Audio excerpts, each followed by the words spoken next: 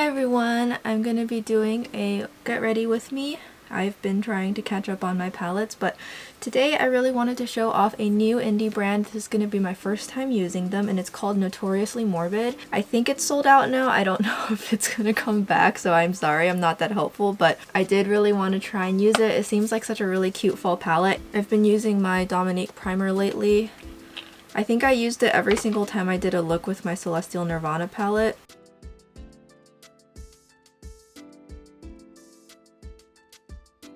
And then I'll use my favorite under eye primer right here.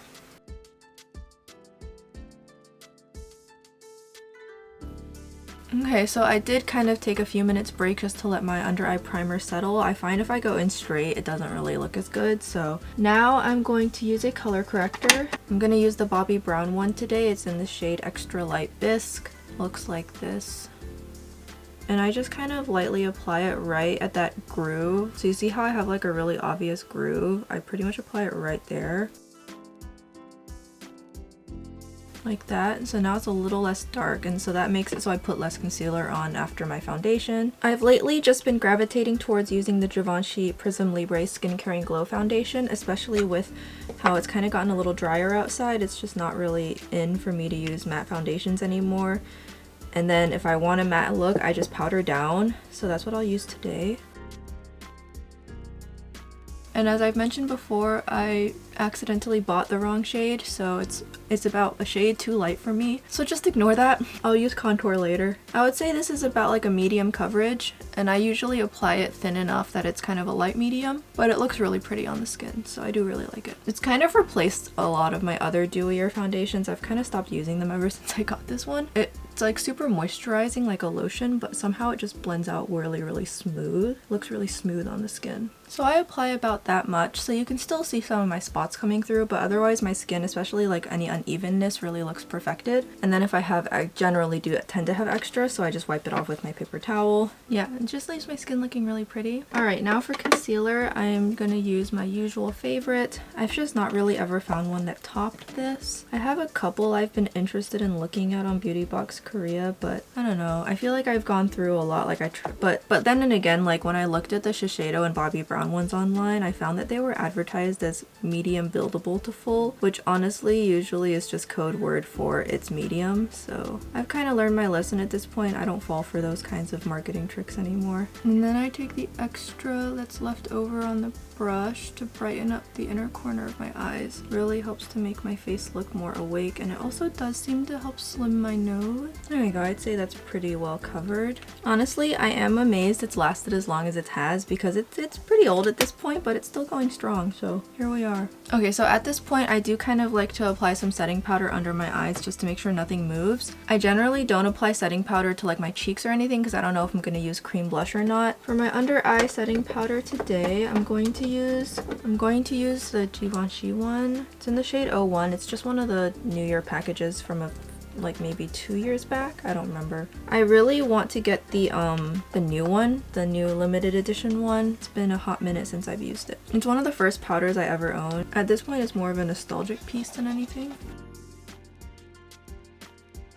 Definitely mattifying, slightly blurring, and so far I don't see any dry patches, so I guess that's why I've kept it around for so long. And then using a actual like face powder brush, I'm gonna kind of put this on like the parts of my face that I'm not going to be putting cream products on, especially my nose because it's a little humid in here tonight. And then I definitely want to powder my forehead and my eyebrows. I do really like this powder still. I definitely feel like for the price I have discovered other options that are cheaper and that work pretty much on a similar like level. Particularly flower nose powders, and I find are really great, so I don't necessarily know if it's worth the price, but given that I'm someone who does really like Givenchy powders, especially the limited edition packaging ones, mostly for like nostalgia, I definitely feel like I might get this one. And I actually do have a gift card to burn, so okay, so powdered, and I'm going to put on some eye primer next. I'm going to use the Rare Beauty primer. Generally that's the one I default to. I've never tried Notoriously Morbid before, so I'm excited. The palette just really spoke to me. And I think I paid $25 plus shipping, so it wasn't even that expensive. So I've been really enjoying the Too Faced brow products lately. I got them during 21 Days of Beauty for half off, which is the only reason why I have them. So today I'm going to use a super fine brow detailer in the shade Soft Black. Actually, like, super good too. Just, I use a light hand and I feel like I can get such fine detailed fine lines with this. Yeah, you can see just how like detailed I can get, which is really awesome. It's more of an oval shaped tip, but I don't hate it, so that's pretty cool. If M Cosmetics wasn't so questionable, I might try the M Cosmetics one. I really do want to buy from M Cosmetics again, but I don't know, man. Like, I'm worried about her sometimes. Is she okay?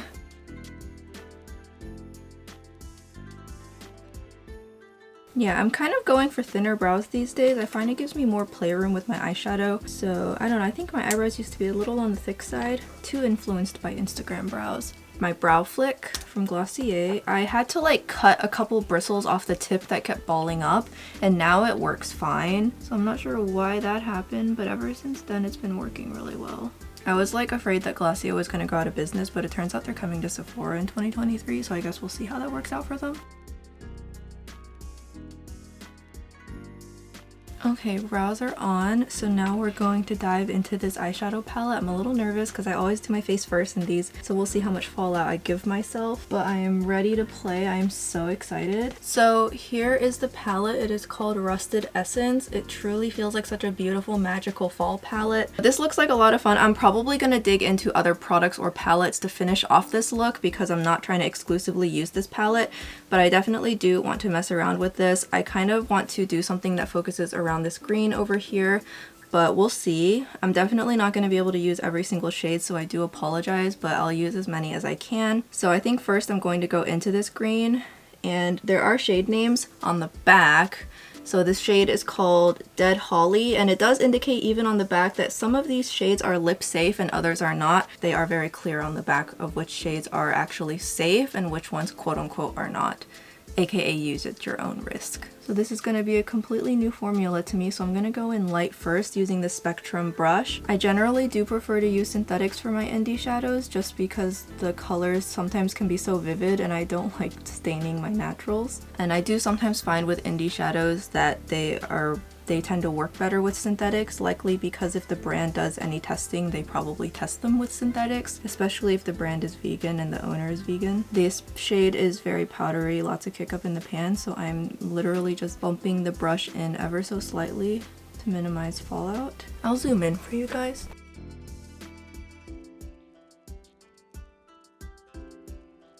I do like that green. It's a very melt shade. It's a shade that would definitely fit right into like a melt palette of some kind.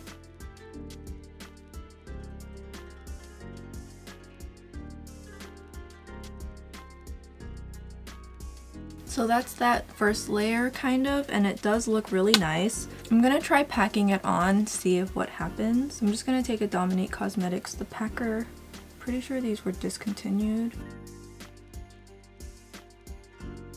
The shadows do kind of smell like kind of quote-unquote chemically. Kind of smells like you walked into an art store. That does mean that, you know, there's no added fragrance or anything. It's just the smell of the ingredients. Oh yeah, it packs on really well. So that's it packing on. I'm gonna add it to my lower lash line.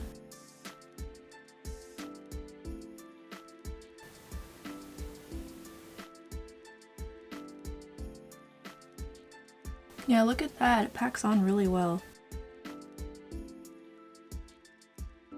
Okay, so that's the green. I really like how that looks, and I'm really impressed with how that's working. So I do really want to play around with the orange. So there's only 3 mattes in this palette. There's orange, there's a plum, and there's a green. But honestly, it feels so minimal. There's just those 3 colors. Like, I like how minimal that is. Like, oh, here's the 3 key quintessential fall colors, and that's it. And if you want to blend it out, you know, use your bronzer or something. Like, I kind of like that. So I'm gonna dig into this orange. I'm really curious to see how it performs. I'm going to get out a very baby size blender. These Luxe brushes, I feel like I've kind of grown out of them, to be honest, but I do keep them around because sometimes with my indie shadows they do work pretty well. I'm gonna take the orange shade, which is called Living Flame, and I just gonna tap very lightly because I want to add an orange tinge above where all the shimmers are going to be. So I'm gonna go in slowly. It really changes the mood of the look. And I'm not as worried about the bottom because there is going to be a shimmer covering all of that up.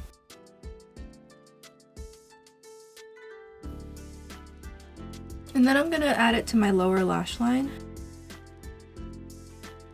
Yeah, I love this color combination. It's like pumpkin patch vibes. Although I know it's like, is it still pumpkin patch? Like, are people still going to pumpkin patches? I don't know.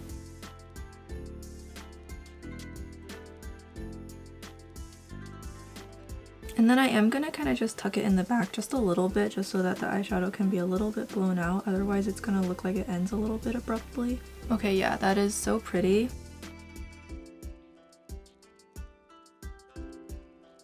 Okay, so now what the shade I'm most excited to use is definitely going to be this one right here. So I'm going to use this one, and then I think I'll see if I can fit this one in somewhere. I'm not sure yet. I'm going to have to swatch them both. Okay, so here are the swatches on my finger. So I think I initially was going to put this in the middle and this in the inner corner.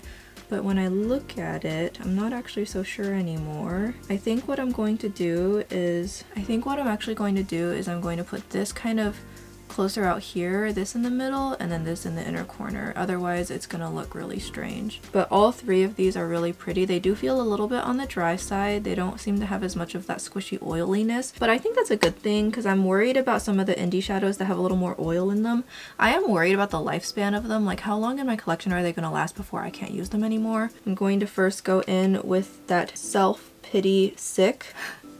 It's a silly shade name. And I'm just using a dry brush and it's picking up beautifully. And I'm gonna tuck this right here. That is so pretty. It's not like ultra foiled, but it's very smooth. And it's still shiny enough to catch my attention, plus it's such a pretty shade of green. It's also the right depth where it not being super shiny kind of works in your favor because it lets you put it and create a really nice deep dramatic smoky eye with it. Because like, I don't really mind more satiny shimmers or less foiled shimmers if they're super dark. It's when they're lighter that it bothers me. But when they're dark, I can see how making it less reflective will help it maintain the drama. And right now I'm using a Sigma E54, one of my favorite brushes. That is so pretty, I love that. And then I'm going to kind of put it in a similar spot on my lower lash line. Okay, so now we're gonna move on to that middle shade, which is called Fur and Feathers. It picks up so well on a brush. This is a little bit chunkier, so I imagine using a glitter glue of some kind will make this look a lot better. So just letting you guys know. So I'm going to take my finger and tap it on with a finger. And this is kind of like the point shade, so I'm not as like concerned about being super precise with this. This is so pretty. Really catches the light really well. It is somewhat translucent. It has a very slight purple plum base to it. Really pretty. Yeah, definitely I would recommend some kind of glitter adhesive to make this pop, but I'll just use this dry today. I always like to test my indie shadows dry first. Not everybody can be bothered to use glitter glue. Lastly, the inner corner highlight. So I'm going to use that shade I'm Haunted. Cute. This shade also appears to be on the chunkier side. These remind me of the Pat McGrath Baked Shadows in terms of texture, especially it reminds me of Utopian Dreams. I am getting a little bit of fallout, but it's not really bothering me, honestly. Definitely with these more textured shades though, a glitter glue is going to be the way to go. That is so pretty. Wow.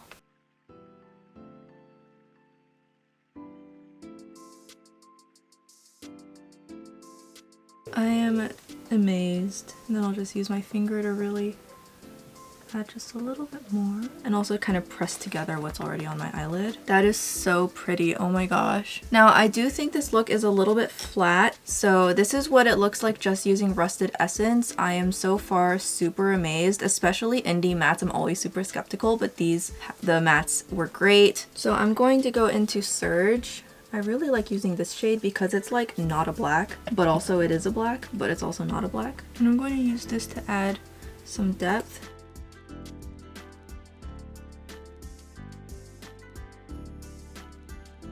You see the difference?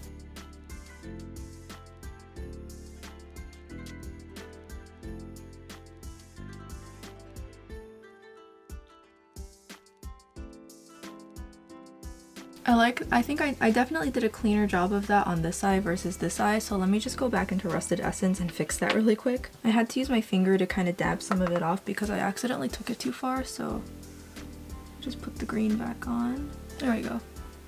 Okay, so I added a little bit more depth, and that's going to be the eye look. So here's what everything looks like. I am just absolutely amazed. I love how this looks. Now bear in mind, whenever I'm using a palette for the first time in front of the camera. I have not done a wear test yet, so I can't attest to that, but so far I'm so happy with this. I'm going to use a single, I know, what the heck? So I'm going to use Bobbi Brown Moonstone. As you can see, it's a baked formula. And I like to kind of drop the particles down. Gives such like a soft look to the eyes to just let it go down a little bit. It's almost like you're putting glitters down your eye.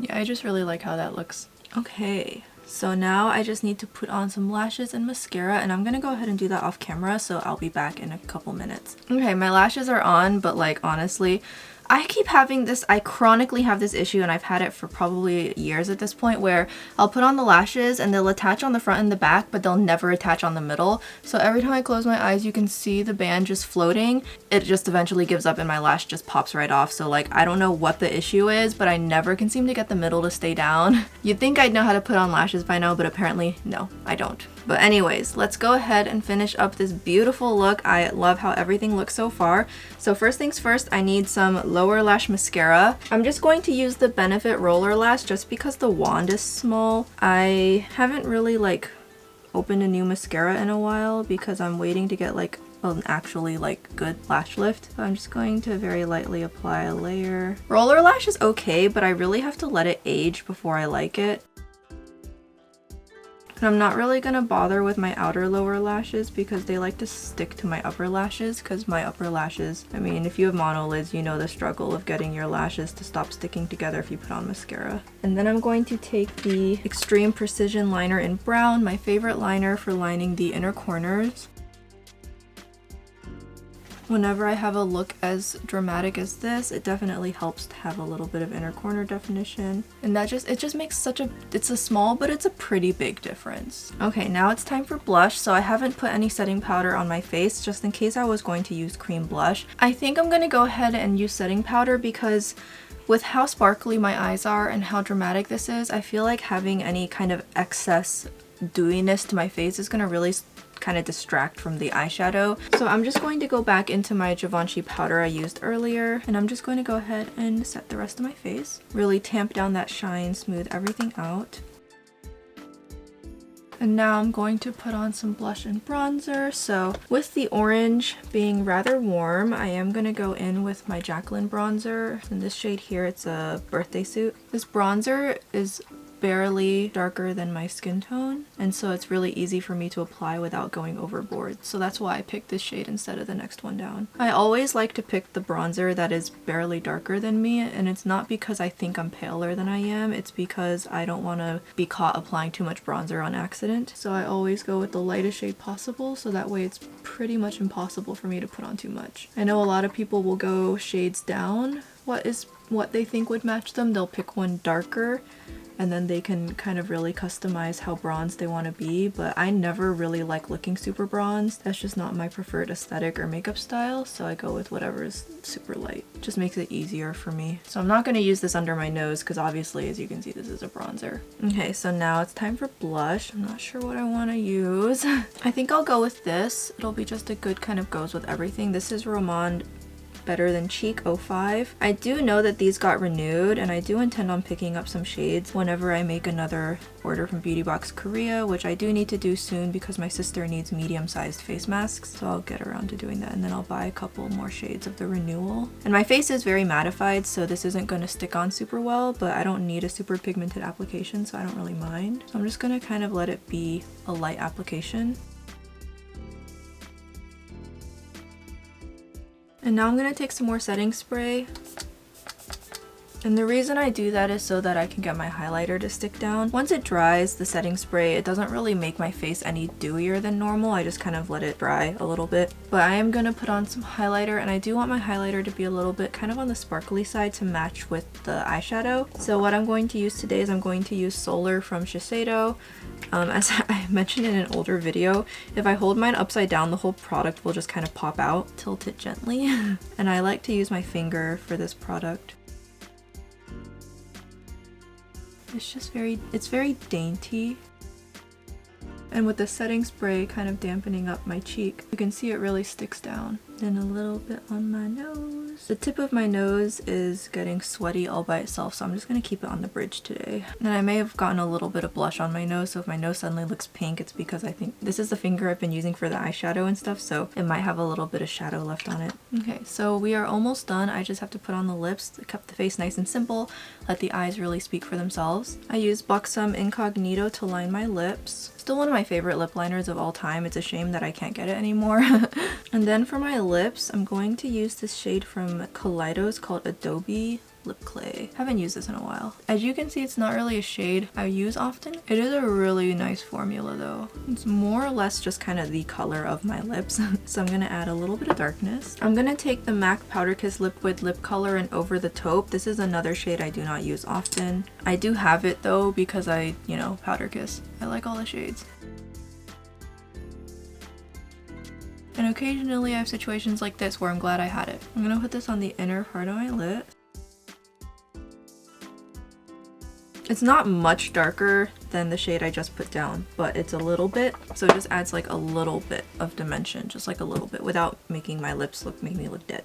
I literally just washed my hair, and so I always hate how it crimps so easily after I wash it if it's not completely dry. Okay, so the bangs are nice and puffy. They'll be that way for about 10 minutes, but this is going to be the finished look. But here's what I look like. I do love how everything turned out. Not a lip color I wear often, but I'm a fan. So I hope you guys enjoyed watching this video. Hope you guys enjoyed watching me play with this new brand. I'm very excited. Am I gonna buy from them again? If I see something that's like this unique that catches my eye, then yes. You know, I have a large enough palette collection, and indie makeup has really been exploding, especially eyeshadow palettes have been exploding with popularity. And so with so much to pick from, things really have to stand out to catch my eye. But if I see anything kind of like Rusted Essence that just really grabs my heart and entrances me, I definitely will. It would have looked a lot better with a glitter glue and probably gotten a little less fallout, but it was still perfectly usable. I just think a glitter glue is really how you get the maximum potential out of these shadows. That's gonna be it from me. That's gonna be it for this look. Please let me know if you have any feedback or questions in the comments below, and I'll see you guys in the next video. Bye bye.